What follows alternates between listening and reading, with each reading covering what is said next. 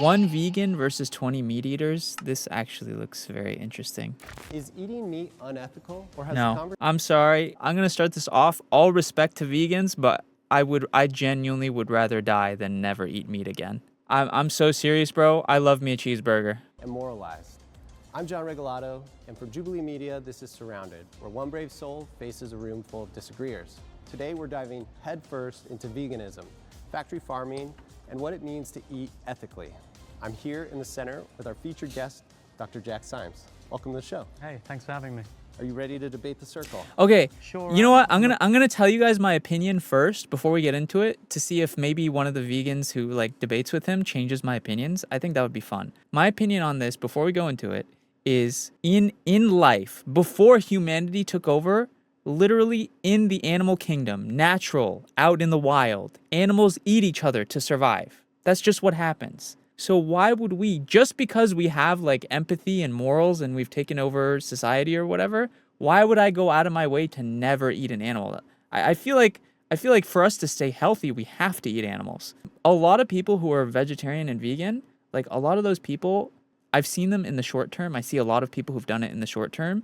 But if you've ever seen someone who's been vegan for like 10 years, they look like unhealthy. They look malnourished. I don't know. I have yet. I could be wrong. I would love to be proven wrong. What reasons they've brought for their unethical lifestyles?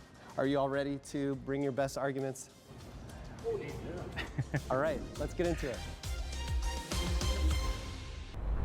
My first surrounded claim is extreme suffering for trivial pleasure is morally indefensible. If you'd like to be the first debater, get to the chair in 3, 2, 1. Easy, lad. Dr. Jack? Nice to meet you. Hey, What's your name, sorry? I'm Dr. Pete. Nice to meet you. Hey, Dr. Pete. So I am very excited about this topic. I think it's super interesting that it touches on so much and all sorts of food. So I'm an emergency medicine physician. Do you want to, on the claim I made, first of all, do you want to, do you disagree with that first? I do. You disagree, extreme suffering for trivial I pleasures do. morally I do. indefensible. Can I give you the reason, then you can disagree? Yeah, absolutely. So I think this principle comes from any of the major world philosophies. So you could be religious or not religious. You could be a Christian, a Jew, a Muslim. You could be a Hindu, a Sikh. You could be a Buddhist. Or you could have one of the secular moral philosophies as well. You could be an Aristotelian, a utilitarian, an existentialist. But the easiest way to understand it is just being a utilitarian, right? A good action is one where you create lots of happiness and pleasure and very little pain and suffering. But unfortunately, when it comes to factory farming, it's the other way around in our treatment of non-human animals in general.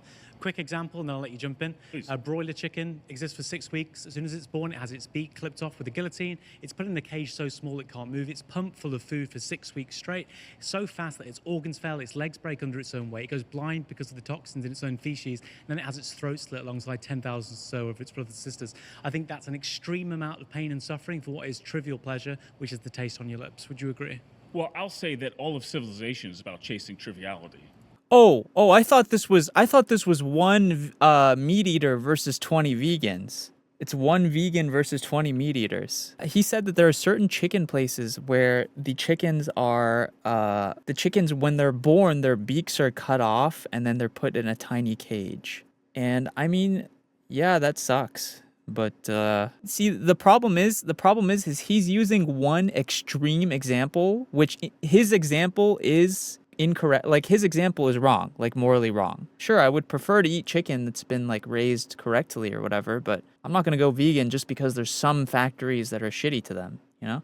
Same time, I think that suffering. On that, do you think that's too much suffering for the? I would definitely also say that suffering is inevitable and it's essential. It's inevitable, but you can minimize it, right? Is there too much there? So as an emergency medicine doc who takes care of suffering all the time. I'm happy to talk about that, but if you can just say, is that too much suffering imparted onto the chicken? That particular example? Yeah. Whatever it takes. Whatever it takes to sustain 8 billion people across the world, I would say is well, not trivial. It's easier to sustain 8 billion people without having animal agriculture. It's possible. I'd like to hear the mechanistic argument for that. Of not being able to You're talking about a massive problem across billions of people across many geographies, and I think what you bring up is probably true.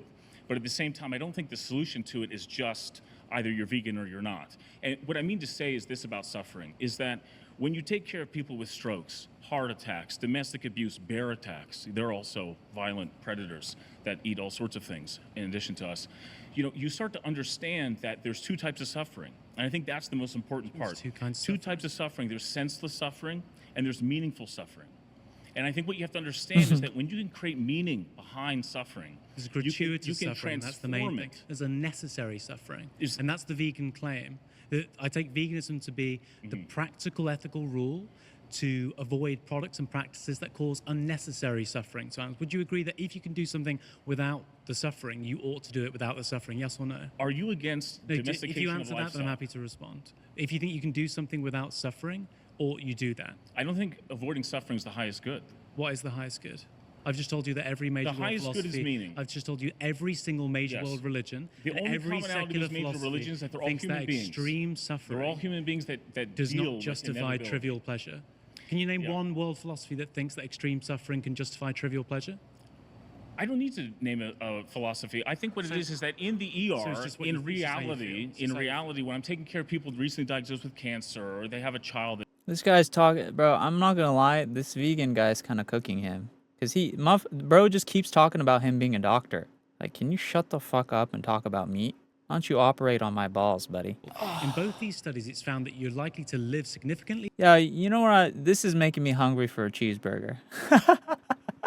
longer, less risk of heart disease, less risk of cancer, less risk of diabetes, less risk of obesity if you're vegan rather than eating meat. This Yeah. is the most obese country on the face of the planet in terms of the global, in terms of Can being we a major. can we skip this guy? I want. 75. Nice to meet you. What's your name, sorry? My name is Brian. Nice to meet you, Brian. You have a Hello, PhD in Brian. Too, yeah. That was my first major. Oh, cool, nice. Okay. Where'd you study? Philosophy. Yeah. Oh, what do you mean? Where did you study? Oh, University of Texas, San Antonio. Very nice. Yeah, I've I actually visited a couple went to times. the National Ethics Bowl. Oh, cool. and That's competed in great. it. Yeah. Awesome. So let's talk. What do you think of the claim? I made the claim earlier to one of your peers that there's no major world philosophy that thinks that extreme suffering justifies course. trivial pleasure. Would you agree with that? So, can we just stick like point by point rather than bouncing around? I just want to. Yeah. Okay. Yeah. That's So, just that claim. so what I heard from you is that you believe in minimalizing suffering. I think all of the major world philosophies hold Correct. some version of that to be true. Yeah. So I will not defend factory farming. There is another way of producing meat, and it is regenerative agriculture. Okay. And regenerative agriculture reduces all of the harm. Okay. Doesn't reduce all of the harm. The first Well, the majority of the harm, they live beautiful lives on regenerative just ranches. one bad day, right? Right, Just absolutely. one bad And day. they I've had don't- bad days. and Bad they hair don't know days. that it's coming, but achy they're back. serving. No one's ever They're slit my throat serving their with purpose. 10,000 But they're or okay. But here's the deal: purposes. would they even exist in the first place if they weren't being harvested Here from are two- meat? No. here Let are me just two ask you a things. The first question. thing to say- Do they have the right to I'll let you finish, exist? and then I'll come Yeah, back. because you're cutting me off. Do they have the right to exist?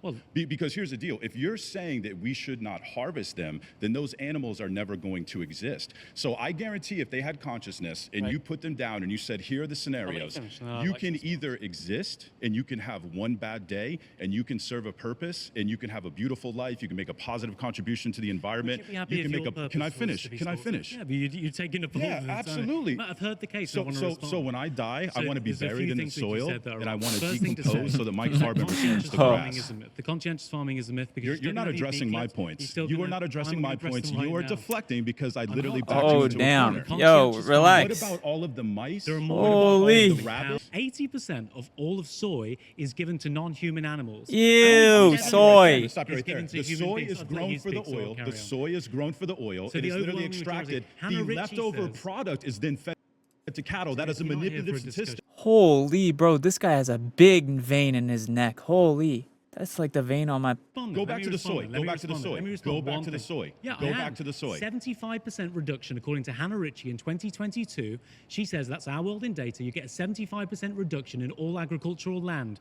30% of all your agricultural land is given to cattle. We've got 80 to Okay, 90% species you're not addressing the extinction. soy You've statistic got that 80 you to just brought up. 90% species You're not extinction. addressing the You've got soy statistic. 91% deforestation. 85%. It is literally the byproduct. They grow the soy for the oil. Even if it wasn't being fed to the animals, they would No, still that's grow not the soy. true. Only That is 13% true. of it. That is true. I've got the reference right here. Yeah, and you don't understand the statistic. If you go and actually look at the statistic, all of the soy is taken, the oil is suppressed, and then the byproduct is what is fed to the animal. And it is 85% of it is left over, and that's what's As fed I've to the just said, animal. 80 to 90% according to the WWF and You're the UN. deflecting. Why? You How's are that? deflecting. Tell me how that's deflecting. You are deflecting. Tell me how that's deflecting. So you Tell brought me up how a it's deflecting. statistic, and you said that 85% of soy is No, I fed to didn't say cattle. 80%. 80, whatever you said. You said the majority of soy is fed to listen to me, cattle. bro. Did you not? I said 80%. Yeah, okay, 80, so really, now you're going to argue about 5%, you understand the intent. So you're saying that the majority of soy is fed He's to- kind of right there. He's kind of right there, bro. Come on. If you said 80% and he accidentally says 85%, that's such a nitpicky. Dude, I actually high-key hate motherfuckers like this. I hate people who nitpick in an argument to try and win the battle. And Yes. I'm telling you that is inaccurate. It's not as if the soybean in it. Listen to me. It's the nuance. Listen to it is me. the nuance Listen to that you me. were trying to deflect with. It is not as if 80% of all soy is Man, fed I'm to hungry. cattle in Here's its what's happening. natural state. The The overwhelming oil is majority of extracted land and then in the USA byproduct is being fed. used because of factory farming for the raising cattle. I'm not defending factory 80 to farming. 90% I am of not all your defending wildlife factory extinction. Your farming. original Argue point, against regenerative your original point was agriculture. that having cows, Argue pigs, chickens, against regenerative turkeys. agriculture. Yes. Argue against regenerative Yes, agriculture. because it Those destroys the animals do wildlife, not- because it destroys the No, it climate. doesn't. No, it doesn't. According to the UN, 91% of all deforestation is caused by animal agriculture. According to the WWF and the UN, 80 to 90% So- of all wildlife extinction is caused by animal agriculture. Just because Ranchers you're using that land. who have hunting Yeah, leases. 35%. Listen. Ranchers who have hunting leases, meaning that they have a ranch, they have land, they don't allow animals on there. They will literally have ranchers bring their cattle in there and flash graze the grass because guess what? It improves the entire ecosystem and creates it provides dead no zones. energy. What do you think's It happening to the provides- Amazon? What's the leading cause of What happened in deforestation? Yellowstone when they reintroduced What's wolves? the leading cause of What deforestation in the happened- Amazon? what happened- What's the leading cause of what deforestation happened in the Amazon? Yellowstone What's when the- they so you're not reintroduced wolves? interested- You've been voted out by the majority. Please return to your seat. That was kind of a nothing burger too. They both were just saying, actually, you're wrong. How's it going? What's your name, sorry? B. Nice to meet you. Girl B. Gone Carnivore, Okay. actually. You're a carnivore? I am carnivore. Full carnivore. Full carnivore? Okay, Wait, well, what you does that wanna know? mean? Wait, hold on. Does that mean she only eats meat? Okay, I wouldn't go that far. I'm not gonna lie. Like, I'm all about eating meat, but like only meat? That seems like a little extreme. I do it mainly because I can't survive without meat. Can't survive. I cannot survive like a without desert it. island scenario for you every day. It is. It truly is. What condition do you have, if you don't mind me asking? Sure. I have gastroesophagus reflux disease. Okay. And so I cannot eat a vegetarian or vegan diet. I will literally get very, very sick. And I was actually vegan vegetarian when I was 16 years old, and that's when I got diagnosed.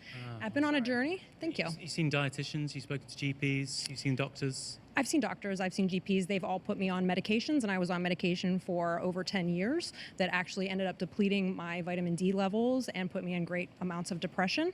Okay. And I was also told by doctors that I would never be able to power lift again. I am now lifting 315 pounds with a deadlift. And you couldn't find any of the, like, Okay. all of the amino acids, all of the nutrients you needed in a plant-based diet? Unfortunately, I could What not. was it you were missing? Mainly protein.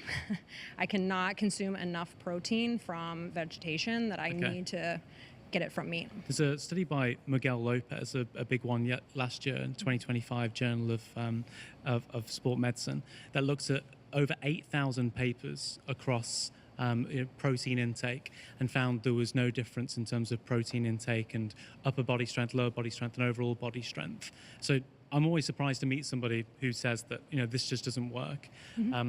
Obviously great athletes who take on a lot of protein as well. And when you look at basic things like, your tofu per portion is going to have more protein than your fucking eggs. tofu, Your seitan's disgusting. going to have nearly twice as much protein as your lean meat, your sirloin steak. Met a bunch of people like you, and I'm always skeptical because the stuff that I read seems to go in the opposite direction. The only study I found said it was about 0.1 to 0.2% of people have a condition like yours where they actually need the meat. But it seems like, when I meet people, it's more like 10% of people.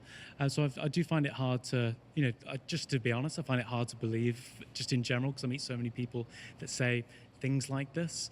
And I just encourage you to go as far towards veganism as possible, right? It sucks because so far every person who's trying to debate with him, they haven't even been like making sense. Like there are clear, like, I don't know. Why has no one said what I've said, bro? Honestly, talk about how there's natural selection, bro. I don't want to waste all their time, but you say everybody should be vegan. Yeah, aim to be. Everybody should aim to be vegan. Oh wait, this is the host. I actually kind of want to see what he says. Okay, I can't hide from the fact I'm a carnivore. But there's Omnivore. carnivore. There's two groups of people, though, that I want to challenge your claim on. The first is hunters. So I have a good friend. I grew up in Colorado. I have a good friend. He's a hunter.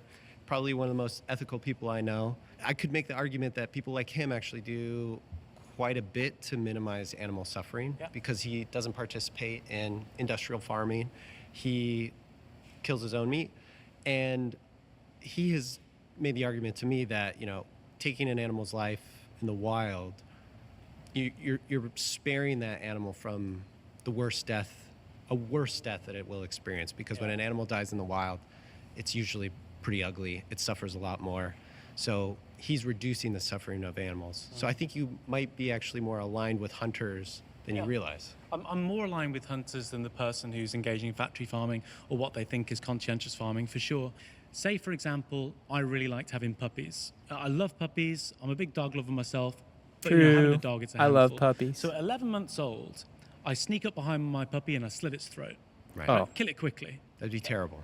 Death is bad, right, in and of itself. It would be wrong to do that, even if it was painless. If I had 50 puppies over my life and I just killed them painlessly. So when you deprive the elk or the deer or the pig of life when you're hunting, you're taking away that life in the same way as you might do a puppy. Now, there is an argument to say, and this is perhaps where we can find some agreement, that the deaths are going to be typically worse from predators, natural predators, wolves, big cats, than they are going to be for hunters.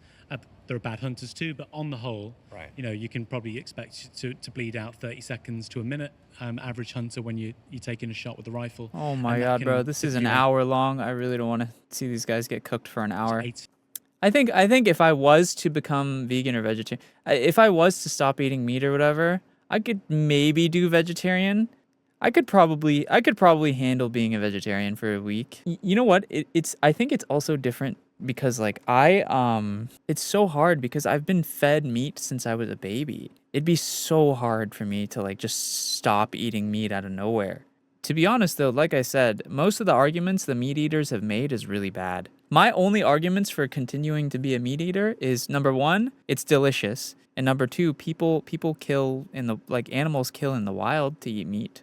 These people have been talking about religion and stuff that is not really like a couple of them were saying, one of them was a doctor and he was talking about how my patients would miss out on nutrients. But clearly there's vegan foods that have the same amount of nutrients. And the only thing you would have to take is a vitamin B12 pill, which is tiny. If there was an alternative that was healthier for me and it tasted the same, of course, why wouldn't I?